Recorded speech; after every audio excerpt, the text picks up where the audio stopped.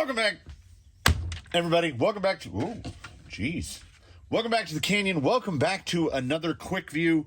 If you're fresh off the DravTech one, I'm into it. GMade RSD Scale Shock Black 80mm GM 23604. They come in the big bag. Looks like this. I have built 3 of them. It has not been remotely as pleasurable of an experience as it was building DravTechs. Let's just get that out of the way. Let's lead off with the negatives and hope that we progress forward into the positives.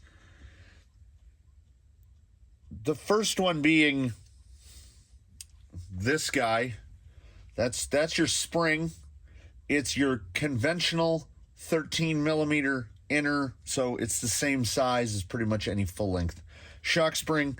But the way they build these, the bodies are only threaded to right there, so you can effectively only go down. On the ones that are built, I'm running the collar. I do like that the collar comes down from the top. I'm running the collar right there, all the way up as far as it will go. Now, where the problem arises is that I have a very low-tech method of guesstimating spring rate, in which I take our good buddy, the caliper here, 0.4, yeah, we'll zero it, okay. So this spring is about 38 millimeters long-ish, right in the 38 millimeter. So what I do is I know that there's an inch, which is 25.4. So I will set this guy to that would be 12.6. Yeah, I'd go right about there, 12.6. I go like this. I put this guy on a scale and I press down until this is just almost going to touch the scale pad when it's on pounds. And then it will tell me how many pounds of force it took to collapse this spring 1 inch. It's not as scientific as some sort of a spring dyno or a shock dyno, but it'll get me in the ballpark. This is a 4.6 pound per inch spring. That's heavy. I don't think I'm running a spring that heavy on anything. We'll get to that at some point in the future. We move on to the pistons. The pistons come on a sprue tree. This is pretty common. We've seen this type of thing before. How close can I get here? Okay. So you'll see there's a 3 missing on the one rear. I have the 2 fronts mounted and I have 1 rear mounted. We are going to build the other rear here in real time. We've got 2 slot, 3 slot, 4 slot. They've opted not to go because we're talking a pretty small bore here. A bore of 8 millimeters. So we got an 8mm bore, so it's relatively impractical to use holes, so they just use slots. You can see, I hope, the slot in the 2 slot, that's pretty big, right? Building the DravTechs, they had 3 1mm holes. I would say we're closer to 1.5 millimeters. The 3 slot should be 50% more flow rate, and then the 4 slot should be double the flow rate. What you'll need, you gotta have nippers to nip them off. You gotta. And it's a relatively hard plastic, so you heard the snap crackle. That one came off pretty clean.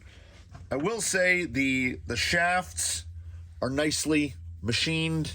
It's not a bad looking guy. And you see the ledge, the land. The land is a thing we like, because by machining that little land on there, it means we only need 1 E-clip. So that is most certainly a positive. Pardon my big hands as I try to get this E-clip on. I shot one. It went and it flew away. So, worthy of mention, GMade does include 1 extra E-clip with each pair of shocks, and they include 1 extra O-ring. Now, the way the cartridges assemble, because, I mean, it is truly a cartridge, unlike other shocks. This is the bottom of the shock because the whole cartridge comes in from the bottom. I don't know if that's going to help leaking, but I do know one thing that we're going to get to that is going to help with leaking. So you've got this guy. It assembles pretty much like a typical shock. You've got the necessary parts. Everything comes on the sprue tree. This is the bottom guy. You can see he's like a little hat shape. Goes in between the O-rings, goes above the O-ring stack, and then it is retained with I think they call them C-rings. This little chief right here. They're actually easier to get in with than snap rings, so I understand it. Little associated style pivot ball for the top. There is the spring cup. There is the shock eye. We will definitely get into the issues of the shock eye. And I'm guessing that the sprue tree shares parts commonality with it. They've got some reservoir shocks. So the pistons and all the other stuff must be the same. This would be the bottom of the reservoir side on a reservoir shock. So we don't need any of that. So we just cut out the bottom,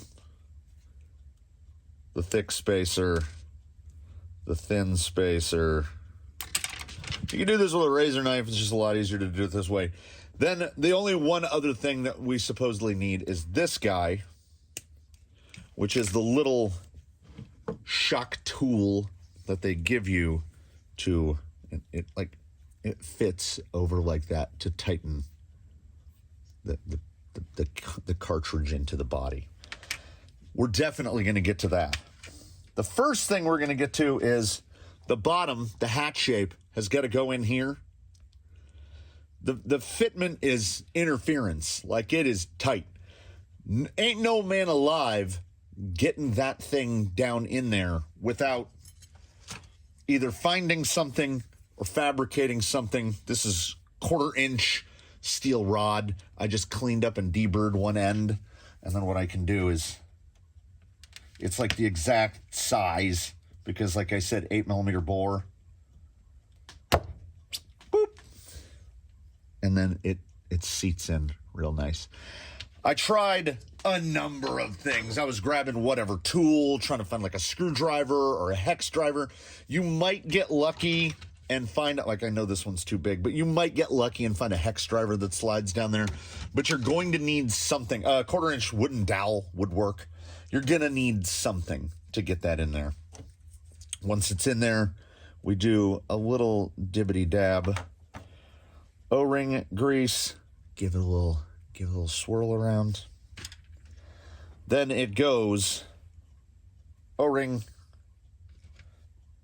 big spacer, which of course fits in super easy.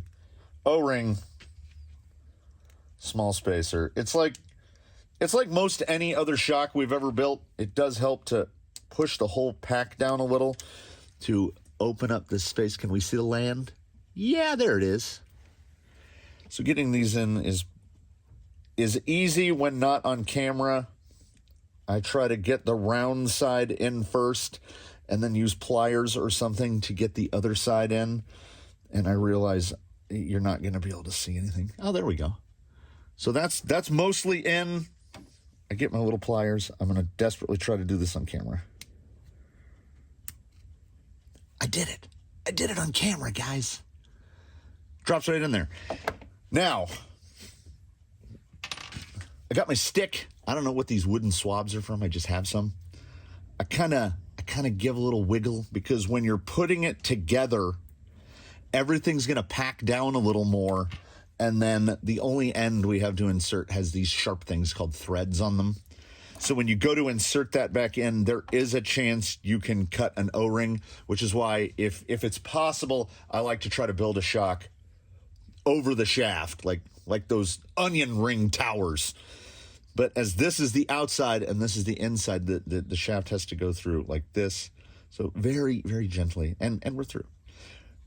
Either oil it or use a lube of your choice, because otherwise you can nick an O-ring, and then it's going to leak profusely while building. There we go. Their assembly method is pretty simple. It runs in line with every other shock we've ever built. There's the bonus O-ring, and it looks to be a relatively standard size, but they are silicone and they are super soft, super soft. The shocks also come with anodized aluminum balls, and I will be sure to remark they're an odd size. Not odd, but not what most people are going to have laying around. You're going to mostly have balls that are either 5.7 by 7, which is 5.7 around 7 millimeters tall, or 5.7 by 7.5. That's going to cover Traxxas, element, axial, all that stuff is falling in there. These are like 5.8 by 7.2 or so. Like maybe they fit GMades, but they don't really fit anything I have. So I just source that's a 5.8 by 7.5, which will fit into an axial axle, which is what we need to get into. The easiest way to do this is I fill the body, up most of the way. There are internal threads, and what we basically want to do is go to, can I tilt it enough? No, you can't see nothing. There are internal threads that go not quite as deep as the external threads. You kind of want to go to the bottom of that thread. No matter what you do, when you go to assemble it, you're going to get the splooge. That's just the way it is. These are emulsion shocks. The oil will get terribly aerated. There's nothing you can do about it. You will see the method that I choose to use to assemble them, and that is where we address this particular device. And there is only one thing to do with this. Ready? Yeah. Get yourself an 8mm wrench, because that's what the flats on the cartridge are, 8mm. You can apply, here's the other one. This came with the other pair of shocks. You can apply no torque with this. The end just splays open. Like, you can't even tighten it enough to get the O-ring down into the body. So don't even bother. Just get an 8mm. You're also going to want something with a handle. I've got the old trusty Husky screwdriver here. All right. We're gonna try to one-shot this. We're gonna try to do this. So through the eye, and then I'm gonna hold it in my left hand thusly. Then we are going to insert the cap. There we go. And just until the threads have engaged. Then I am going to move my catch. I could drip it into the thing. Okay. I'm going to move my catch. How am I going to orient this? I don't know what I'm doing. I'm going to cycle the shaft. That can go in a little more. It's still kind of falling out. I'm going to cycle this down all the way, and we get all the way. And then this is the part that's fun and hurts. We're going to get this on here. And I've got to put a thumb on top. So we're basically holding it collapsed. And then we start dialing this in. And with the other three that I've built, you will find that as soon as you get this bottomed out, the shaft is going to push back out about that far. We want it to just stay. And actually, you know what? I'm not even going to futz with it. That's really close. That's really close. We've got a little bit of suck on it, a little bit of pullback. That's fine. That also means it's not leaking. So, hey, if I build 3, by the time I get to number 4, I can actually pretty much do it properly. Mostly. We can do it mostly properly. Oh, I should point out, you have to build it with the eye off. If you try to install this first, which is what I usually do, install the eye and then try to press it down, it'll just keep pressing back every time, because you need to be able to press down effectively past the threads. So if you try to build one with the eye on it, you're in for a hard time. Then we pull it out a little bit, we pliers on, the ends thread on nicely. All the plastics feel good. You know, it's a good nylon. Nothing feels too flimsy or flexy.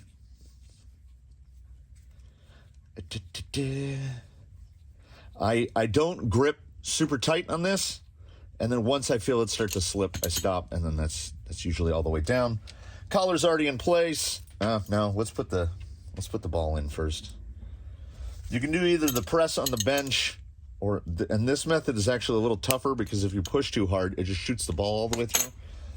Ball in, spring on, cup on, and when I'm trying to hold that one back with my finger, I really feel how stiff a 4.6 pound per inch spring is. And these have 20 millimeters of travel is what they list. I think. I want to say 20 millimeters of travel. So you're not even going to collapse. You can't even collapse the spring all the way. And that feels pretty good. Which brings me to what we will just here for the moment call the issue. And here is the issue. The included bottle of oil, complete with cracked cap somehow not leaking. Okay, if you watch that fluid action. Little thing right there. Okay. Here's a bottle of 300 CST from Element. It's pretty close, right? I think that's a reasonable approximation. 300 CST is like, I've said it before, it's like 26 weight. You saw us assemble this with the 3-slot piston. As I mentioned, the front shocks are assembled with the 2-slot piston. So here is the 2-slot piston. That looks pretty nice, right? Might be a hair underdamped. This is the other rear, which we cannot see the damping until the other shock is installed. So, wolf in window, bear with me. Let me get this guy installed. That did not have a lot of bite, did it? Felt like about 2 threads. Note to self, run a...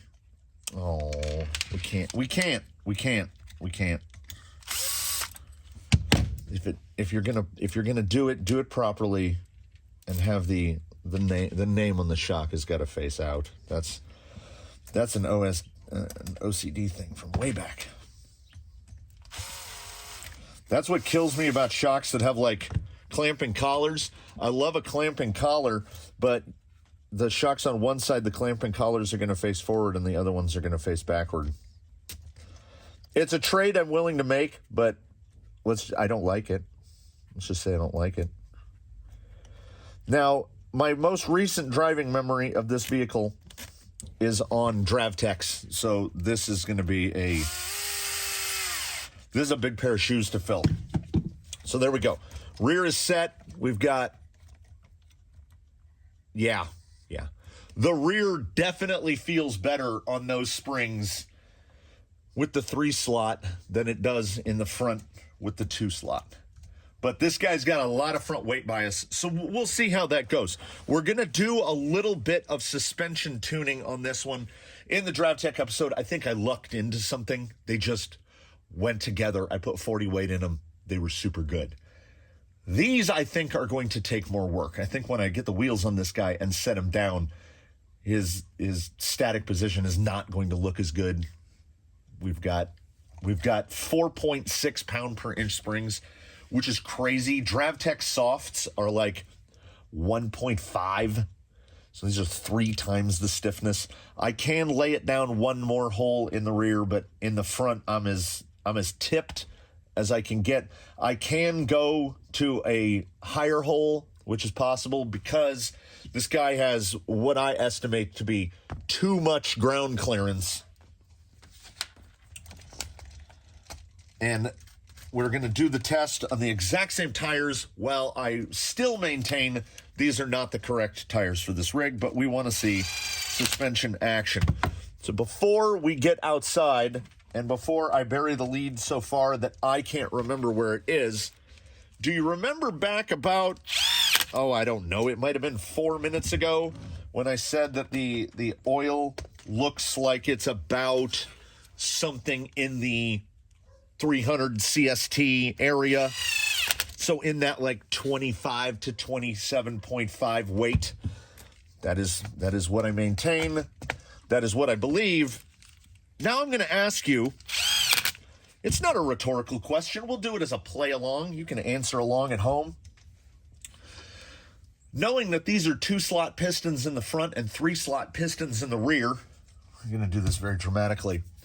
What would you all at home, what would you guess is in the front shock to achieve this level of damping control? And what is in the rear on the 3 slot to obtain this level of damping control? We're gonna do it this way. We're gonna do it fun. Okay, ready? All right. There's the front, and there's the. Oh, it wasn't a perfect reveal. So in the front, 3,000 CST diff fluid, and in the rear, 7,000. If you do your math, knowing that this is 300 CST, and that's 3,000, this should be 10 times the viscosity of that. So this is about 260 weight. This is about 540 weight. I don't even know where to go with that. I'm a guy that runs 40 weight in almost everything. I think I might have 1 or 2 rigs with 80, and I have a couple of those rigs that are running diff oil, but pretty smooth, right? 7,000 CST, 540 weight. And I arrived at that because, actually, is it 560? Maybe 560 weight. Traxxas 80 weight is 1,000 CST. Associated 40. Associated 40 weight. Oh, they don't even say it anymore. It doesn't even, they're not even messing around. They don't even have a CST on the front anymore. But the old 40 weights used to say 500. The thickest oil I'm running in anything here, period. Like, nothing's even close. I think those springs are going to be too stiff. But because, like I say, he sits.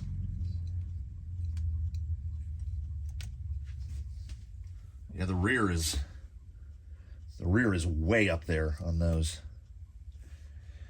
All right, we're gonna do one thing. We're going to lower. We're going to go right just one hole up and forward on the rear because there's as you can see, there's no weight back here, and we have a 4.6 pound per inch spring. Leaning the spring over effectively reduces the rate. So I'm going to do that, but you don't need to see it. So I'm going to move. That's just going up and forward one hole, and then we're going to take it out and we're going to drive it, and then we're going to come back and we're going to address the preconceived issues that I believe are there. Like 4.6 pounds per inch is bonkers. I don't know what that's built for. On the bench, it actually feels pretty good. You know what I would love? I would love for it to prove me wrong. I would love that. But you know what? Let me move that. Let's get to some rocks, and let's see who gets proved wrong. We arrive at the course to test the Crawler Canyon test protocol. We begin on slick rock. We move to the dog leg. We check the side hill at Precious Stones. We move to Daphne's other line. And then I think we will close on the notch. I think that will be the 5. We'll go from there. Okay. A little hop there. Okay. Interesting. I'm not going to say that that's better than it did on the draft text, but it kind of feels like it was better than it did on the draft text. Like no bounce. How would there be bounce? Come on, get that front over. Get that front over. Skating, but in shape. Yeah, 3,000 in the front, 7,000 in the back.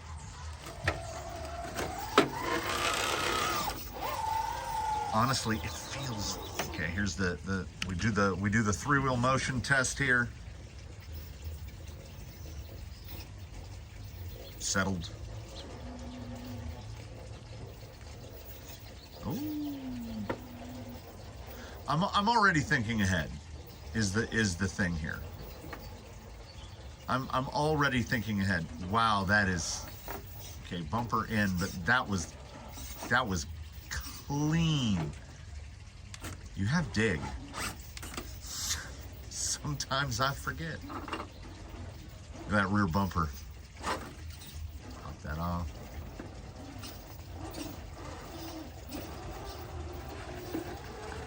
Tires just, I mean, this is not the tire. I still contend. But man, I have to say that they're startlingly smooth.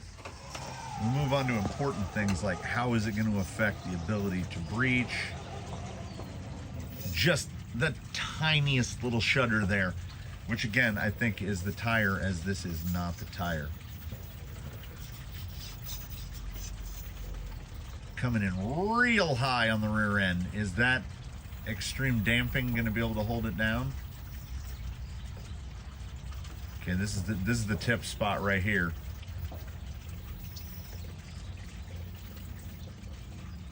That front driver will not lift. How could it? Yeah, I'm just so high up there. I've given myself no exit, but it is absolutely rock solid planted. Yeah, it never felt like it was gonna go over. And what's crazy is, like, it's pretty smooth on rough terrain. How do we? Oh my goodness! That was the snappiest self-right. Like, I gave it a boop, and we're back over on fours. It is the tiniest bit bouncy on open terrain. I think that's because, you know, 4.6s, but look at that. Look at that. Wheel high and come on, just put it down. Oh. All right, that's the push out because the scaler didn't have enough drive. Can we reposition for the slot? Oh, good grief.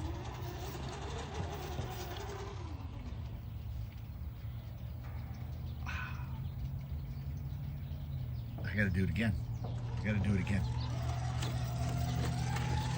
That was just put it where I want it. Have I been missing the secret? The crawler equivalent of the speed secret? Have I been missing it all along? That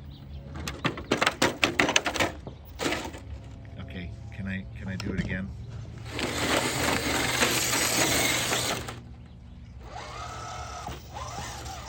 This is something else. I don't know. Is it heavyweight? Is it heavy springs and heavy oil?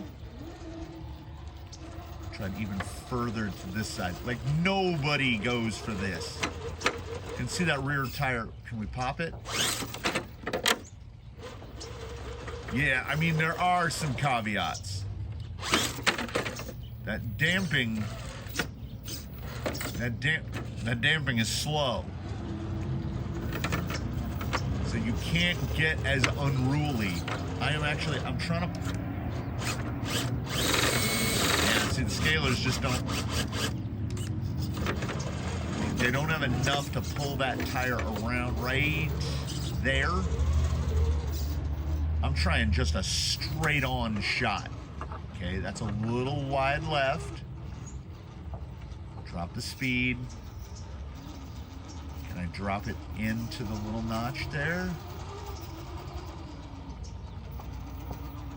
Oh, gracious.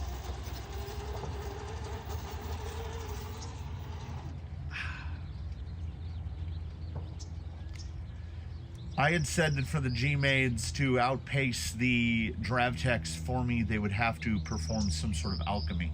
And the DravTechs, mind you, are, to pick a term, immaculate. They are so smooth. They are so easy to build. But what I've lucked into here on the kernel, who is inarguably a hodgepodge of things. Look how planted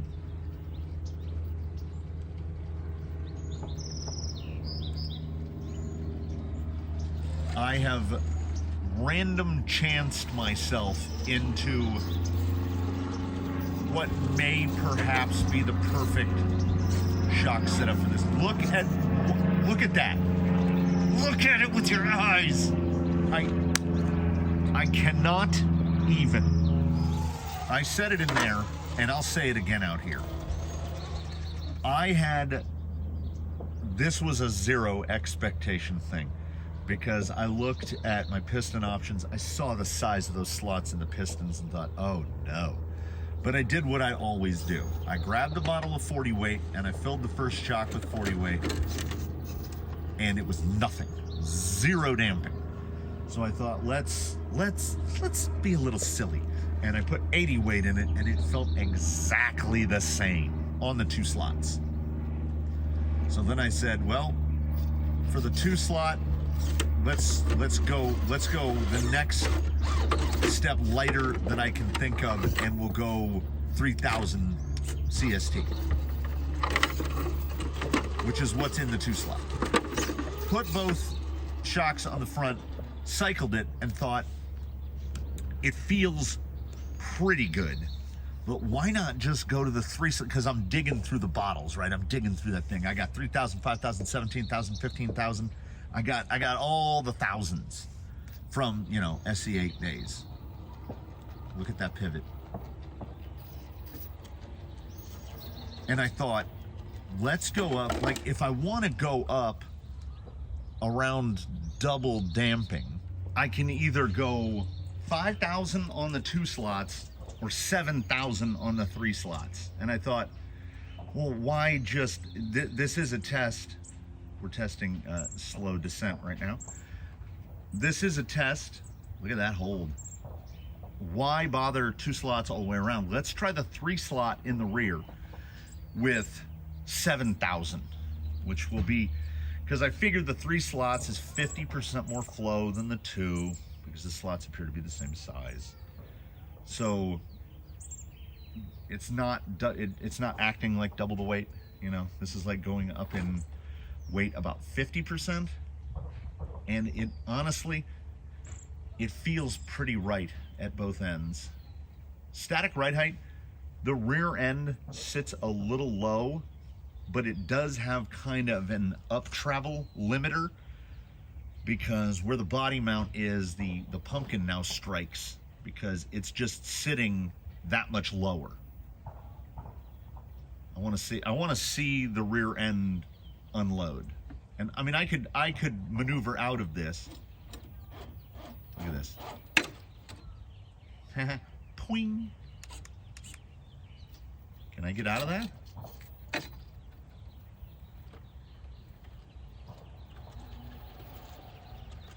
I'm not gonna say they're better than Dravtex, because, like, Dravtex have got their machine, titanium shafts, Delrin pistons, the whole deal, tuning springs.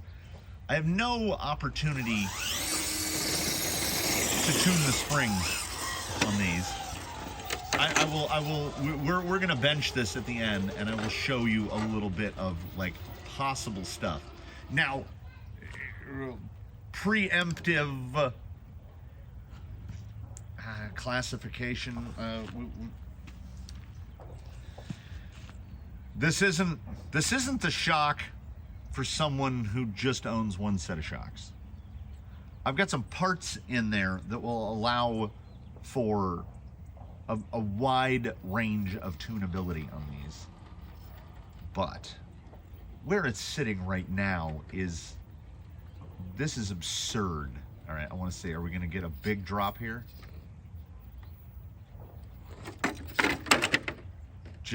But like, look how slow it fell. I'm going to hit this line 2 times, and then we're going to talk about options.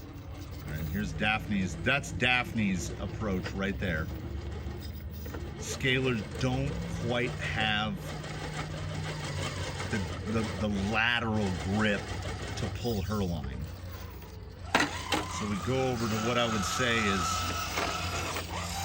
I'll say this is Jake's side over here. It's the alternate side. Relies a little bit more on forward bite. Yeah, no problem on Jake's side. It's so stable, so stable. And then we're gonna try it moon buggy skeleton style. Wow, you really see how the tiny bit of noise that there is really amplified by the body. Yes, you could see how much more I could get to the left.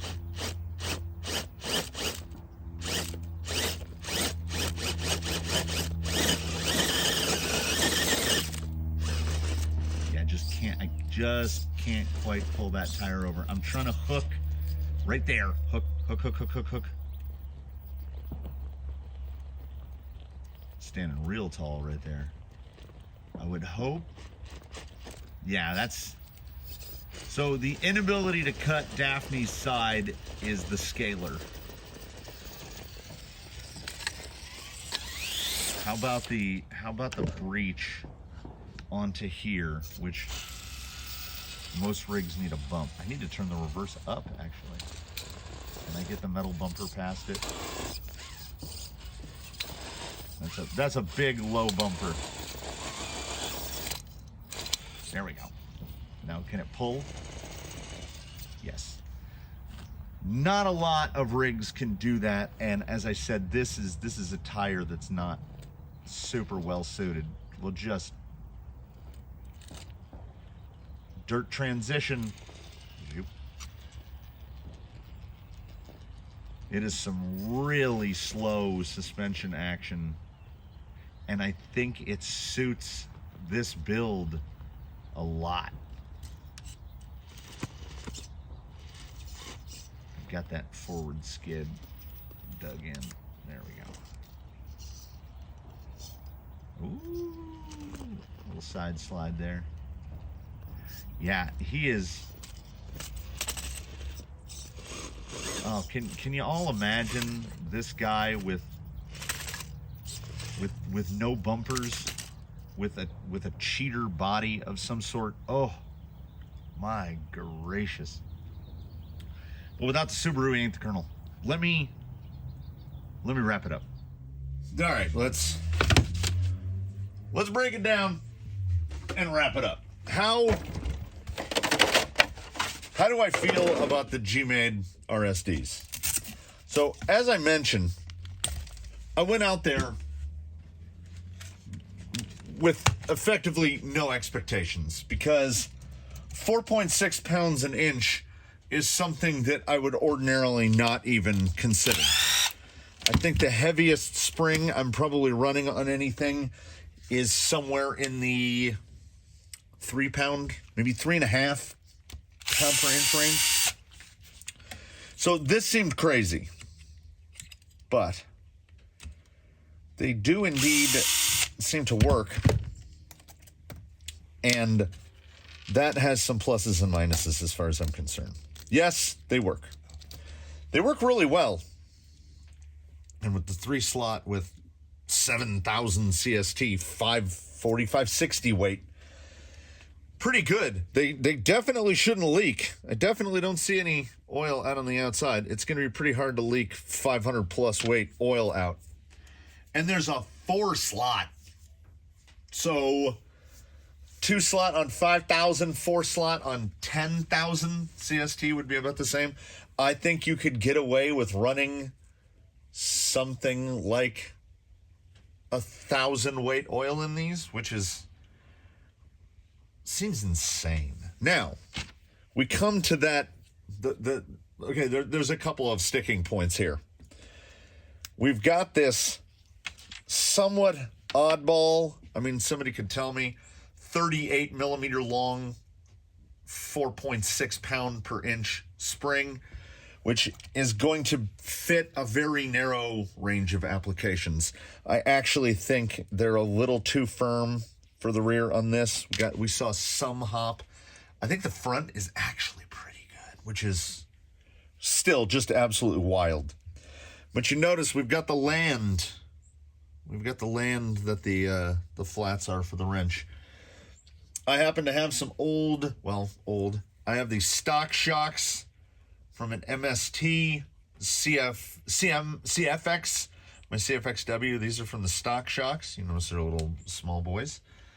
This is the soft spring from the DravTech tuning pack. Look at this. Look at this. Do they fit on there? I mean, buddy. Whoa, buddy. That right there, that's officially something. I think no matter what, when these go in place, this is how they're going to go. Maybe not with the soft.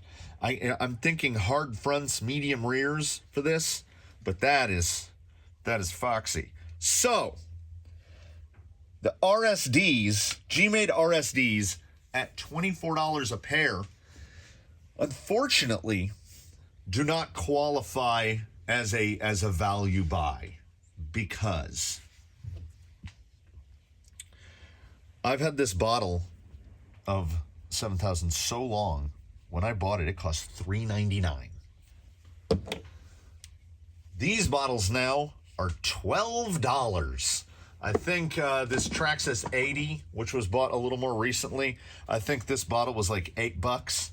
So this bottle nowadays is going to be $6 to $8. Most folks, particularly in the crawler region, are not going to have bottles of 5,000 CST, 3,000, 7,000 laying around. And you're going to need probably those three, because I can't guarantee what your rig is, what the weight distribution is. You're probably going to need 3,000, 5,000, 7,000. If you don't have those, that's probably $20 to $25 in diff oil. Guess what? The 4 shocks with the non-adjustable springs, you can't get like a spring option pack. You can't just throw a regular spring on there because they're not 38 millimeters long. You can do this if you happen to have the pieces. So SE shock parts will go on there, and that'll give you tuning options. That's like $30. Now, I mean, you could 3D print the cups and just use mini T's. So mini T springs will fit on here, so that is certainly a positive. But to tune it, you're going to need different springs. I didn't even look to see if there are option springs. I just ordered these as are, and this will be my go forward for option springs. But it's sadly, it's a false economy, because the somewhat maligned Desert Lizards, when you buy Desert Lizards, you get this. O-rings, more seals, more springs, more pistons. I mean, they give you a lot of springs. So you get tuning options, and the RSDs are right about the same price point as Desert Lizards. But Desert Lizards, I could rebuild every Desert Lizard shock I have 10 times over.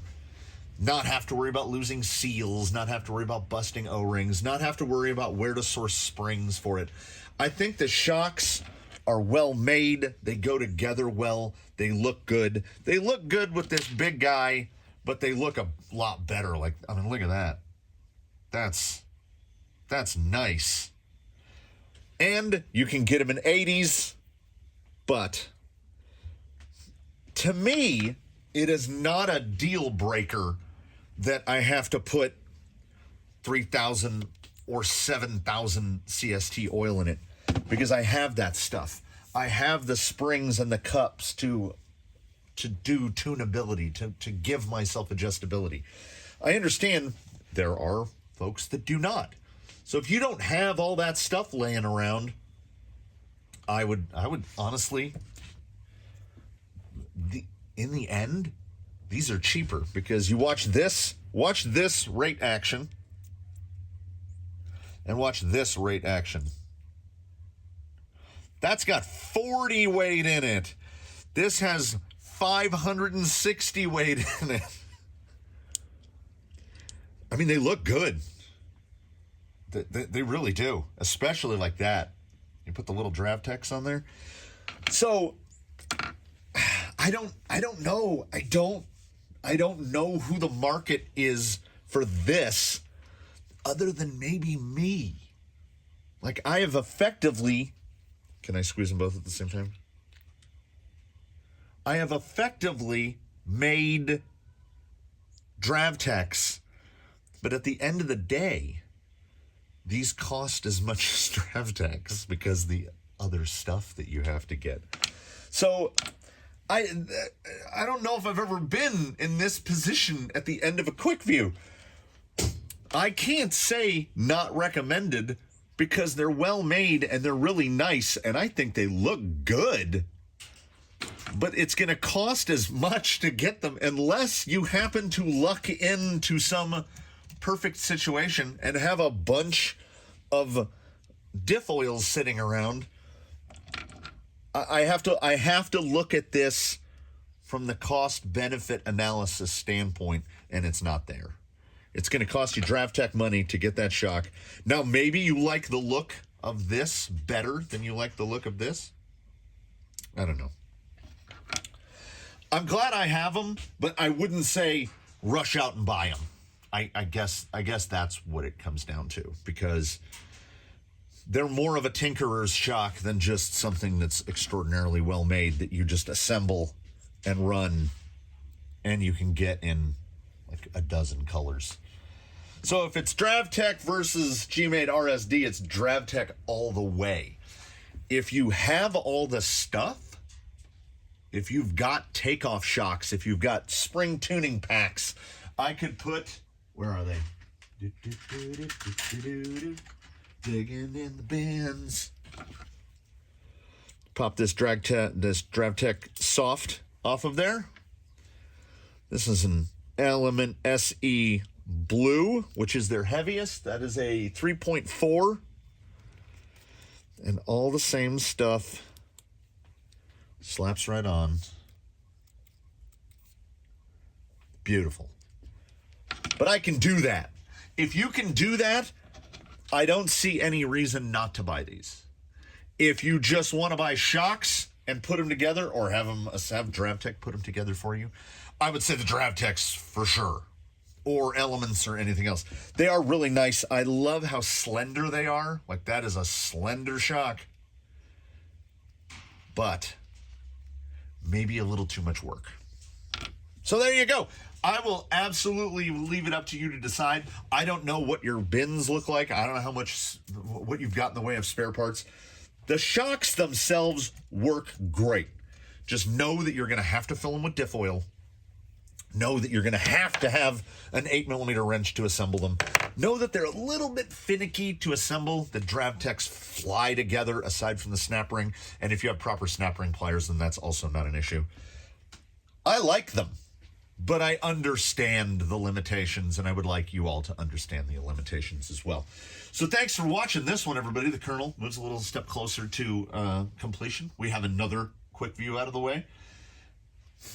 I like them, but, you know, sometimes it's a little too much work. It's a little too much extra stuff. So decide for yourselves. Leave a comment below if there's anything I missed. Like if you liked it, subscribe if you haven't. All the usual channel memberships, we've got those. Check out the affiliate links if I have any below. I will definitely have the affiliate links to the GMade RSDs below, because I think, you know, they're a good shock. You've got to clear some hurdles, basically. So there it is. There you have it. Thanks for watching. We'll see you in the next one. Upload tomorrow. Coming up soon. We're going to be skipping one day a week. I don't know what day. We'll see you in the next one. Have a good one, everybody, etc., etc. I got to put this back together.